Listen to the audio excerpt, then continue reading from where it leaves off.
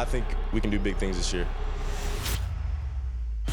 Open, score, touchdown. Wait a minute. Caught it for a touchdown. This is a beatdown. And they're making it look easy right now. Welcome to Columbus, Justin Fields.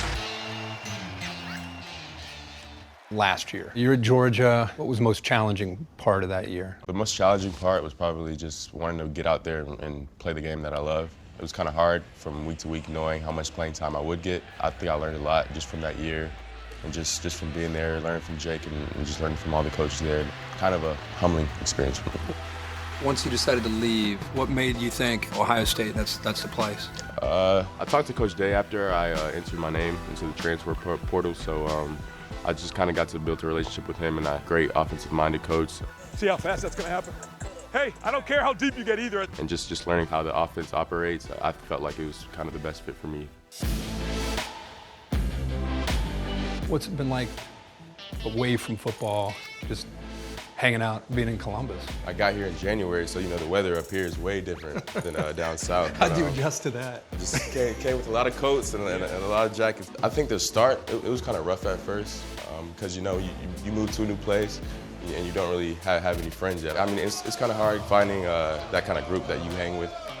Have we even seen close to the ceiling of where this team you think is capable of going? Of course, there's kind of highs and lows, of course, but I think if we kind of just stay on the high level and kind of keep improving each and every week, I think we can be one of the greatest teams that ever played at Ohio State. You guys have been the most angry and most consistent team, so how do you keep it? I think it's pretty simple. I mean, they weren't kind of patting us on the back before the season, and they're starting to now, so kind of just blocking those guys out and stick to what we had before the season, which is all we had was us. So working hard in the weight room, on the field, and in the film room, I think that'll just help us become the best team we can be at the end of the season.